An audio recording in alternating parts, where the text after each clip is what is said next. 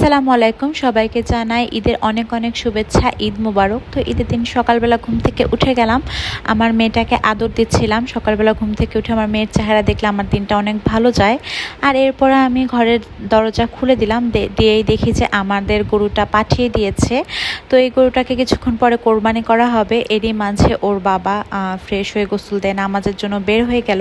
এখানে আমার নানা, মামা, আমার জামাই সবাই যাচ্ছিল নামাজে। তো এই তো সবাই এক রিক্সায় উঠে গেল, কারণ ঈদের দিন তো রিক্সা পাওয়া যায় না। তো চারজন এক রিক্সায় করে যাচ্ছিল নামাজ পড়তে। আর এরপরে ঘরে এসে দেখি যে আমার মেয়ে ঘুম থেকে উঠে গিয়েছে, যেহেতু আমি বেড থেকে উঠে গিয়েছি। তো তারপরে আর কি আমি ভাবছিলাম যে আগে ঘরটা ক্লিন করে নিই। তো আমি দুই ঘরে দুইটা চাদর বের করে নিলাম, কারণ ঈদের দিনে নতুন চাদর না পারলে আমার একটুও ভালো লাগে না। আর তারপরে আমি আমার মেয়েকে নতুন ড্রেস পরে রেডি করে দিলাম। এই ড্রেসটা ওকে আমার খালামণি বানিয়ে এনে দিয়েছে, এত বেশি সুন্দর লাগছিল, মনে হচ্ছিল একদম রেডিমেড কেনা।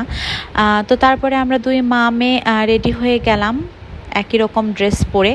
তো খুবই ভালো লাগছিল, একরকম জামা পরে আমাদের মা মেয়েকে খুবই সুন্দর লাগছিল। আর আমার খালামণি যে ড্রেসটা বানিয়ে দিয়েছিল, ওই ড্রেসটা আমার এত বেশি ভালো লাগছিল, মনে হচ্ছিল যে একদম আড়ঙের ড্রেস। তো ওই ড্রেসটা ইনশাল্লাহ বাবুকে দেখিয়ে বিকালে পরিয়ে দিতে পারি। আর তারপরে আমরা এখন নিচে নামছিলাম কোরবানি দেখবো জন্য। আর নিচে নেমেই দেখি যে কোরবানির জন্য সবাই প্রস্তুতি নিচ্ছে। এর মাঝে আমাদের পাশের বিল্ডিংয়ের গরুটা ছুটে গিয়েছে। তো অনেক কষ্টে ওই গরুটাকে পরে আবার ধরে নিয়ে আসা হয়েছে। আর আমার নানা এখানে আমার বাবুকে নিতে চাচ্ছিল। তো ফার্স্টে নানার গরুটা কোরবানি হবে, এই জন্য নানার গরুটাকে সবাই পেরে ধরেছে। আর আমার মেয়েটা এগুলা দেখে খুব মজা পাচ্ছিল। আর আমাদের গরুটার জন্য অনেক বেশি মায়া হচ্ছিল দেখে, যে কিছুক্ষণ পরে এই গরুটাকে ওইভাবে কাটা হবে। তো এই জিনিসটা আসলে মায়েরই জিনিস। গরুর চোখের দিকে তাকালে আমার অনেক বেশি খারাপ লাগে কোরবানি করার আগে, কারণ ওরাও বুঝতে পারে যে আর কিছুক্ষণের মধ্যে ওদের কোরবানি করা হবে। তো ওদেরও হয়তো বা এই জন্য ওরা চুপচাপ থাকে। আর এখানে আমার মেয়ে আমাদের গরুটা দেখতে চাচ্ছিল জন্য ওকে ওর বাবা নিয়ে এসে দেখাচ্ছিল। তো আমার মেয়ের খুবই আনন্দ লেগেছিল, কারণ সকালবেলা ঘুম থেকে উঠে ও নিচে চলে এসেছিল। আর এভাবে ও কখনো গরু বাঁধা দেখেনি, মানে ওর বোঝাই শিখেছে মাত্র। তো এই জিনিসটা ওর কাছে অনেক বেশি নতুন, আর ও অনেক বেশি অবাক হয়ে যাচ্ছিল। তো এরপরে আমি আমার মেয়েকে নিয়ে ছোটোখাটো একটা স্ন্যাপ নিচ্ছিলাম। আমি আর আমার মেয়ে রাস্তার ভিতরে ঘুরছিলাম, কারণ আমার মেয়ে রাস্তার ভিতরে অনেক ছোটাছুটি করছিল। আর তারপরে আমাদের গরুটাকে পেরে ধরা হলো, এখন এটাকেও কোরবানি করা হবে।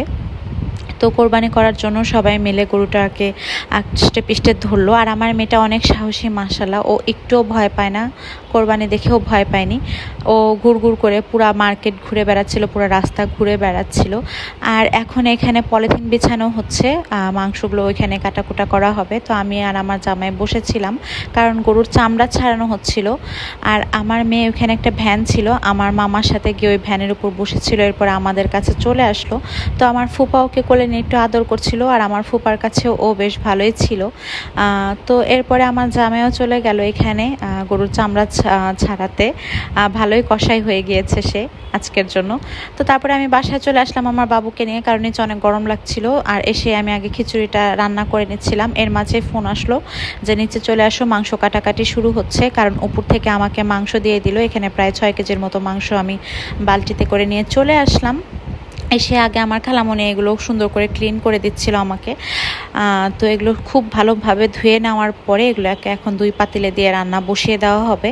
তো আমার সংসার যেহেতু ছোট, আমার ভারী পাতিলগুলোও খুব বেশি বড় পরিমাণে কেনা হয় না কখনোই। তো এই 2 পাতিলে আমি বসিয়ে দিচ্ছিলাম মাংস।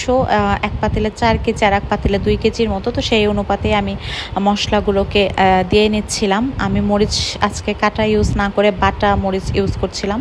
তো সর্বশেষে তেল দিয়ে এই জিনিসটাকে মাখিয়ে নিচ্ছিলাম ভালো করে, কারণ হচ্ছে এত মাংস হাত দিয়ে মাখানো যায় না, হাত জ্বালা পোড়া করে। তো মাংস চড়ি দিয়ে এসে আমি 1 কাপ চা খেয়ে নিচ্ছিলাম, কারণ সকালবেলা চা না খেলে মাথাটা ঝিম ধরে থাকে। আর আজকে যেহেতু অনেক সকালে ঘুম থেকে উঠে গিয়েছি।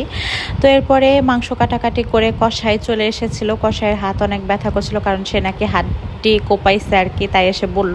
তো আমি তার হাতে পাড়া দিয়ে দিচ্ছিলাম, আর কষাইয়ের মেয়েও তার পাশে শুয়েছিল। তো এর মাঝে এসে দেখি আমার মাংস রান্নাও হয়ে গিয়েছে, অনেক মজার হয়েছিল মাংসটা।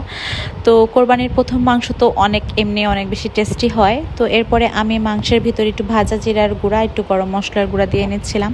আর তারপরে সবার শেষে একটু পেঁয়াজ বেরেস্তাও দিয়ে নিচ্ছিলাম।